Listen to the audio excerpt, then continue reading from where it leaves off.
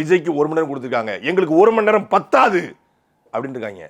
ஆமா, இவர் 3.25 மணி நேரம் பேசிட்டு தான் மைக்கு கீழே வைப்பாப்ல. கையில பிடிச்சு மடக்கி வச்சுட்டாருன்னா ஊதுன்னு ஊதி தள்ளி விசில அவர் மைக்கு கீழே வைக்க மாட்டாப்ல. அந்த அளவுக்கு ஃபோர்ஸா இந்திய அரசியல், உலக அரசியல், திராவிட அரசியல், தமிழ் தேசிய அரசியல், கச்சத்தீவை எப்படி மீட்பது, எப்படி சென்னையினுடைய நீர் மேலாண்மை பாதுகாப்பது, எப்படி கழிவு நீரை பாதுகாப்பது, எப்படி கூவம் ஆற்றை சுத்தப்படுத்துவது, எப்படி பக்கிங்ஹாம் கால்வாயை சுத்தப்படுத்துவது, எப்படி பள்ளிக்கரணை ஏரியை தூய்மைப்படுத்துவது, அது சதுப்பு நிலமா எப்படி மாற்றுவது, எப்படி சென்னையில் இருக்கக்கூடிய ஐடி கம்பெனிஸ்லாம் இன்னும் கொஞ்சம் டெவலப் பண்ணுவது, இந்த 10 லட்சம் கோடி கடனை எப்படி அடைப்பது, எல்லாத்தையும் பேசிட்டு தான் மைக்கு கீழே வைப்பாப்ல. அந்த அளவுக்கு இப்படி மண்டைக்குள்ள இருந்து சரளமா வானத்திலிருந்து மழை தண்ணி கொட்டும்ல, அது மாதிரி மைக்க பிடிச்சாலே விஜய் வாயிலிருந்து வார்த்தை அப்படியே சரன்னு கொட்டும். பொதிகை மலையில அகத்தியர் அப்படி ஒரு சொம்புலேருந்து இப்படி தண்ணியை கொட்டாரா, தமிழ் அப்படியே ஊத்துச்சான். அது மாதிரி இவர் வாயை திறந்தாரு, கள்ளன்னு சங்க இலக்கியம், அகநானூறு, புறநானூறு, 1810 பரிபாடல், திருக்குறளை மேற்கோள் காட்டி, சேகுவரா, புடல்காஸ்ட்ரோ, யாசர் அராபத்து,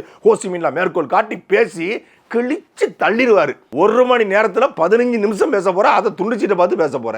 அதுக்கு எதுக்கு உனக்கு 1 மணி நேரம் பத்தாதா?